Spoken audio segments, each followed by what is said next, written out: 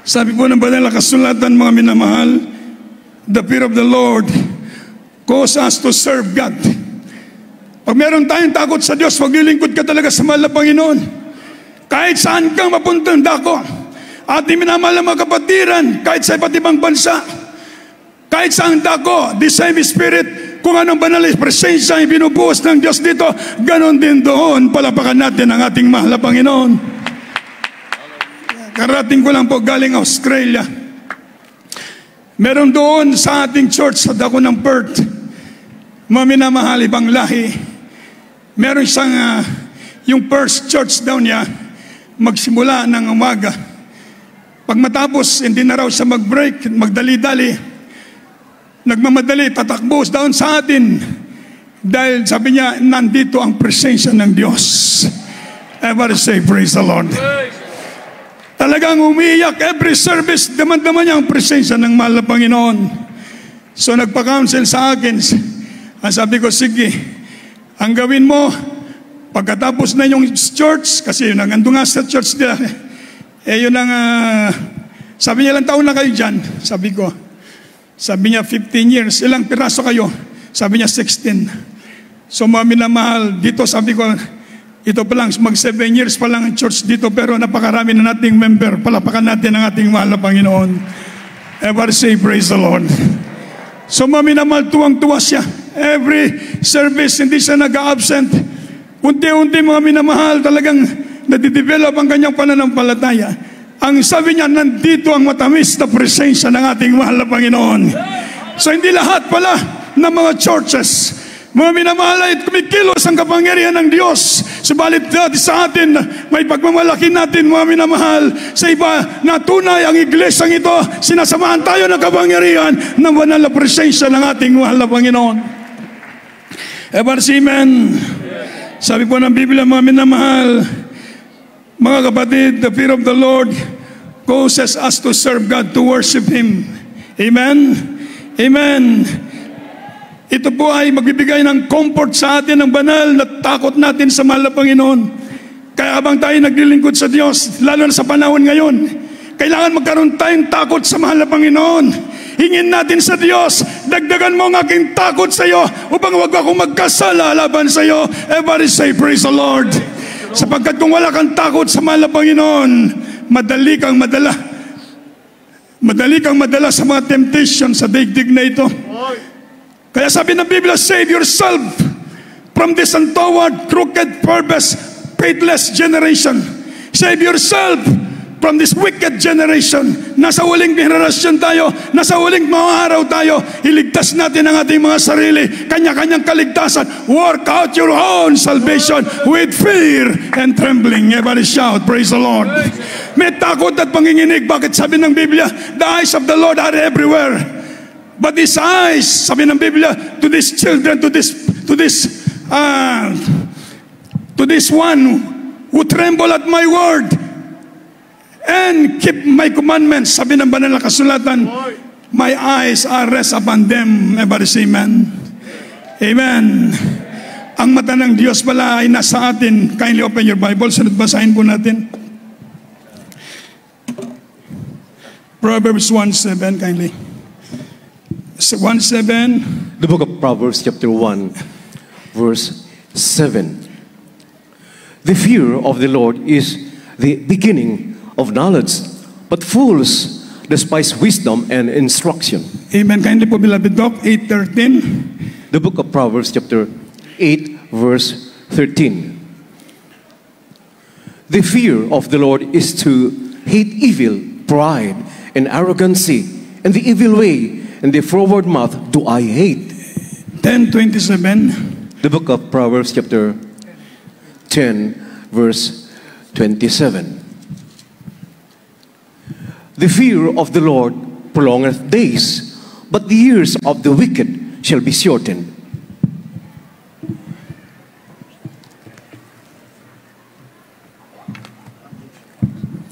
Dito po sa Kawikaan, Kapitulo 1, versikulo 7. Ang takot sa Panginoon ay pasimula ng kaalaman. Ngunit ang mangmang ay humahamak sa karunungan at turo. Dito po maminamahal sa Kawikaan 8, versikulo 13. Ang pagkatakot sa Panginoon ay pinagtanim ng kasamaan, kapalaluan, kahambugan, at masamang lakad. At ang masamang bibig ay aking ipinagtatanim. Dito po mabinamahal sa Kawikaan 10, ang talatay 27. Ang pagkatakot sa Panginoon ay nagpapalaon ng mga karawan. Ngunit ang mga taon ng masama ay nangangakaunti. Amen. Everybody shout, praise the Lord. Purihin po ang ating dakilang Diyos, mga minamahal. Ano ang kaimportante ng pagkatakot sa Diyos? Bakit napaka-importante na magkaroon tayo ng takot sa mahal na Panginoon? Dahil ito ang pasimuna. The fear of the Lord is the beginning of knowledge. Amen. Ang pagkatakot sa Diyos ay pasimula ng karunungan. But without fear of the Lord, mga minamahal, we close ourselves, mga minamahal, to the great treasures of God's knowledge and wisdom. Amen. Pag meron kang takot sa Diyos, bibigyan ka ng wisdom, bigyan ka ng knowledge ng mahal na Panginoon para mabuhay sa daigdig na ito. But without fear of the Lord, we close ourselves, mga minamahal, to God's tinatawag na great treasures. Kayamanan, God's treasures, mga minamahal, sabi po ng banal na kasulatan, mga minamahal, praise the Lord, wisdom and knowledge.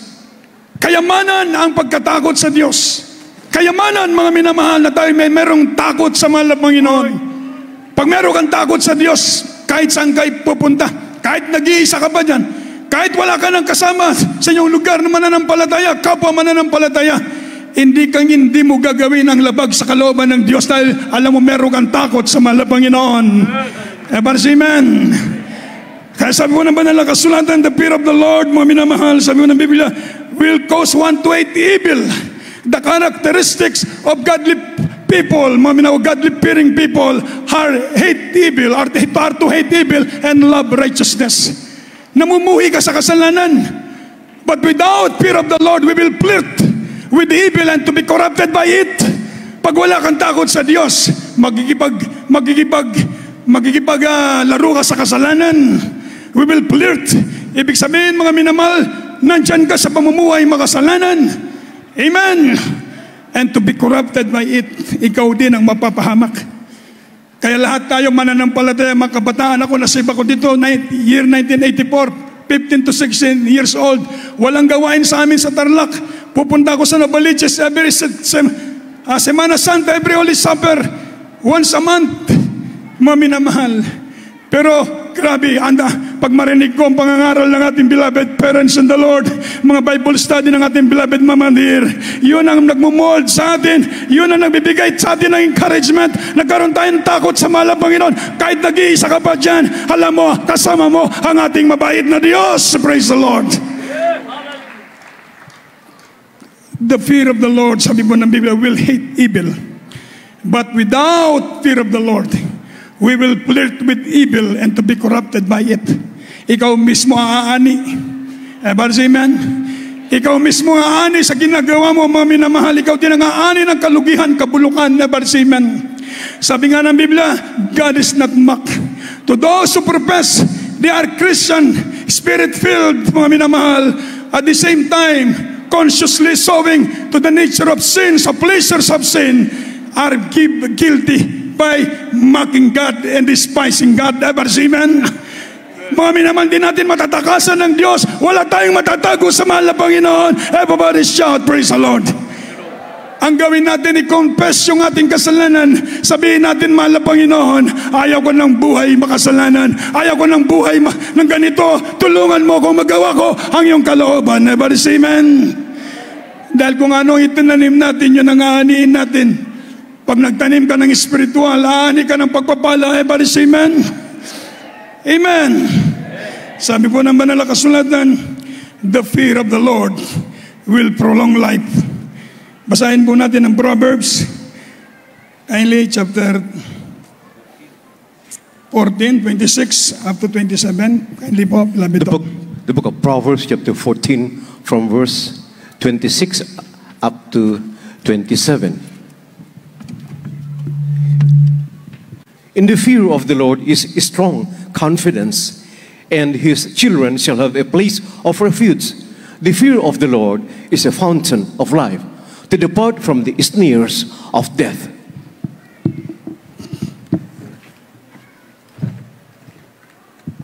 Dito po sa mga kawikaan, Kapitulo 14, versikulo 26 at 27. Sa pagkatakot sa Panginoon ay may matibay na pagkakatiwala, at ang kanyang mga anak ay magkakaroon ng dakong kanlungan.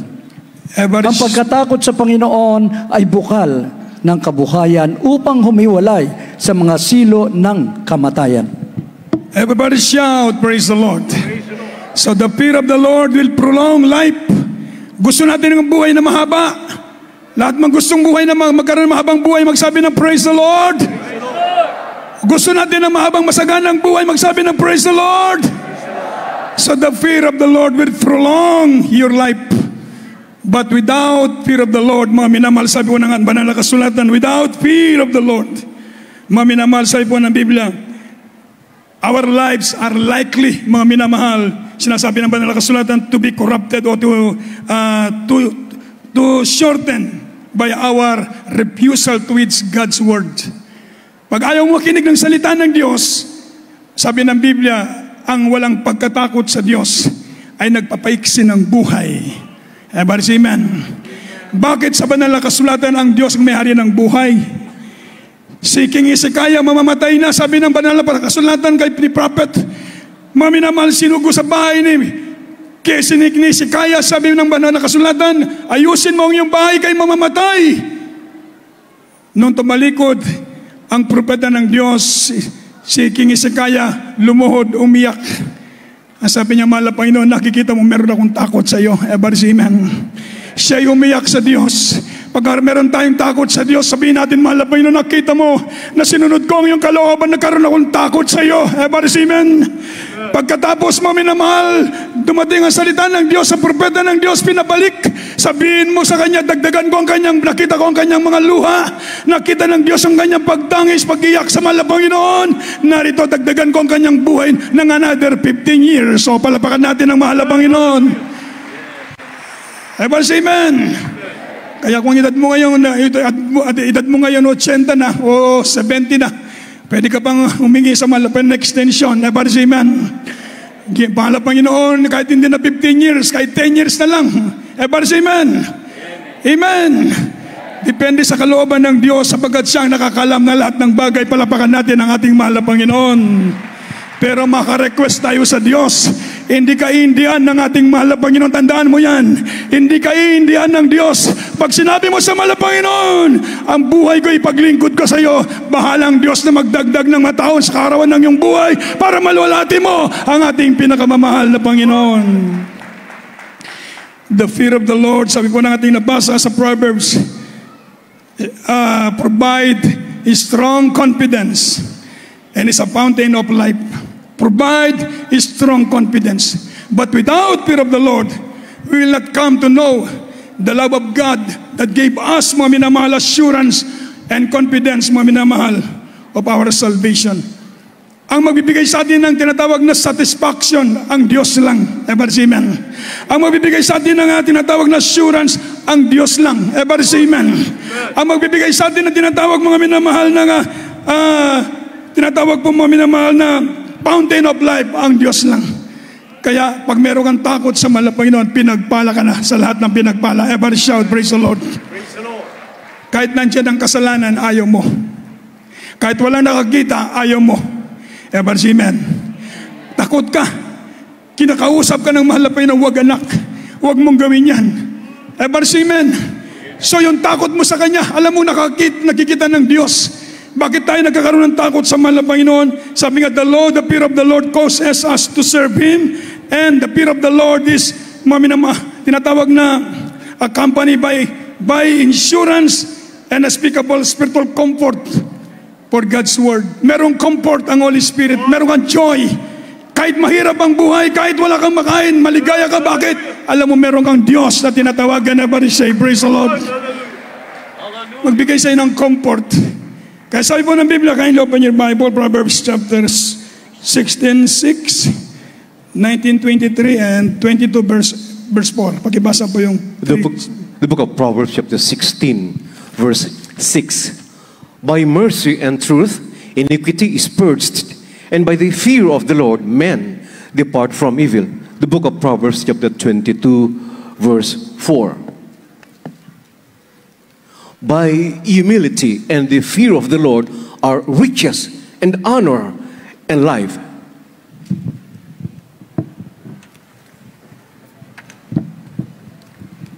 Mga Kawikaan, Kapitulo 16, versikulo 6. Sa pamagitan ng kawaan at katotohanan ay nililinis ang kasamaan. At sa pamagitan ng pagkatakot sa Panginoon ay humihiwalay ang mga tao sa kasamaan. Dito po maminamahal sa Kawikaan, Kapitulo 22, ang talatay 6. Turuan mo ang bata sa daan ang dapat niyang lakaran. Dito po, 1923. Kawikaan 22, versikulo 4. Ang kagantihan sa pagkapakumbabaan, ang pagkatakot sa Panginoon ay kayamanan at karangalan at buhay. Amen. 1923. Isa pa po. Isa pa po, beloved. Kuya Paul. Proverbs 19. The book of Proverbs chapter 19 verse 23. The fear of the Lord tendeth to life, and he that hath it shall abide satisfied. He shall not be visited with evil.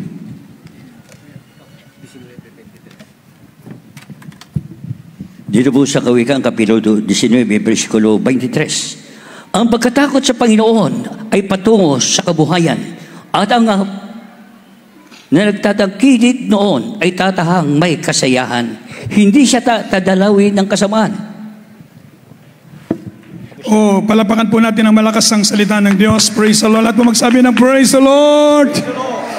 So the fear of the Lord, sabi po ng Biblia, lead to a satisfying life. Satisfying life. Amen. And share one from what's evil. And save one from what's evil. Ibig sabihin, ang pagkatakot sa Diyos, ito magbibigay sa atin ang tinatawag na satisfying life.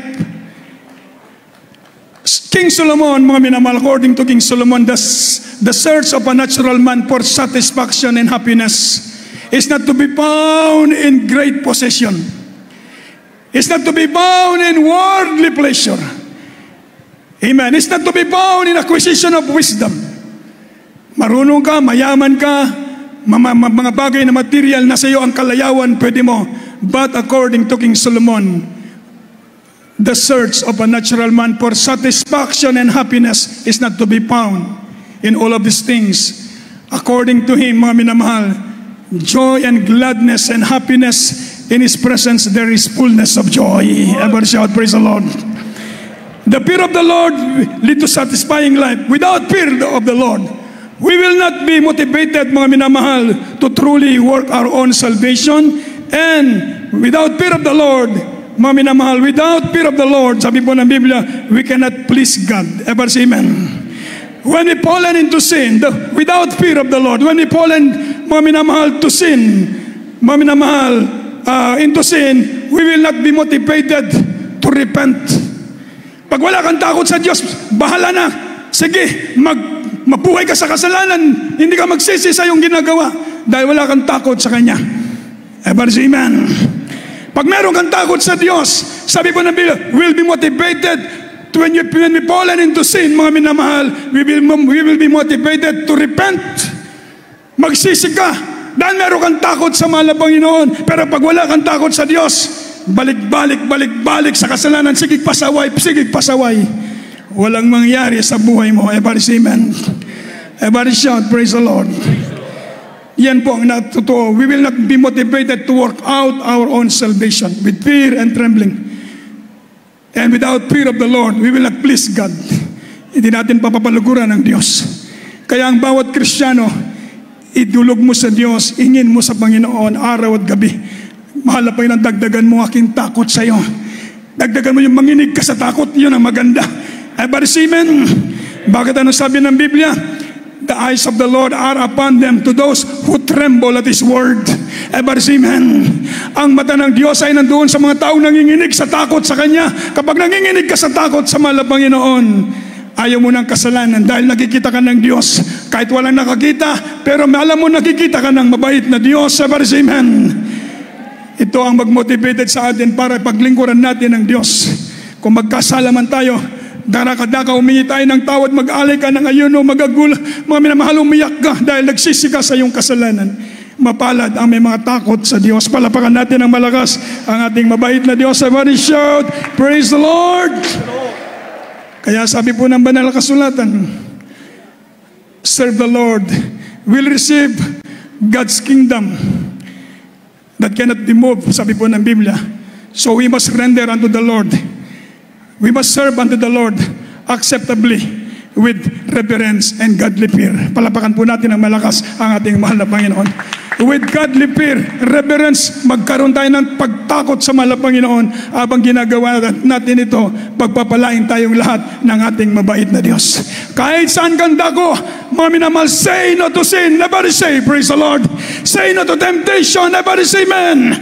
Mga minamahal, wag nating patulan ng kasalanan dahil ang bayad ng kasalanan ito'y kapahamakan para sa bawat isa sa atin mga anak ng Diyos. Gawin natin ang kalooban ng Diyos. Maglingkod tayo sa mahal na Panginoon na meron takot at panginginig. Manginig tayo sa takot sa mahal na Panginoon. Bakit mga minamahal? Nasa iyo ang blessing ng ating mahal na Panginoon. Everybody shout, praise the Lord. Amen. Bakit anong sabi ng banal na kasulatan mga minamahal? The reasons why we fear the Lord. Bakit po mga kapatid? Mga minamahal, sabi po ng Biblia, pag meron tayong takot sa Diyos, mga minamahal, nasa atin ang pagpapala ng ating mahal na Panginoon. The way to riches, honor, and life. Tayo pong lahat ay tumayo. Everybody shout, praise the Lord. Tayo pong lahat ay tumayo. Mawit po tayo sa mahal na Panginoon. Habang tayo po yung umawit sa mabait na Diyos, lahat po ng ating minamahal na mga bisita narito ngayon sa ating pananambahan, iniling po namin na kayo ay bumaba dito sa harap po, tanggapin nyo ng formal ang ating mahal na Panginoon. Sa ating mga kapatiran na sa baba, nasa ibaba, akain po ninyo sila papunta dito sa itaas. Maging sa taas man, lumapit tayo sa mahal na Panginoon. Purihin natin dakilang Diyos. Umawit po tayo sa mahal na Panginoon.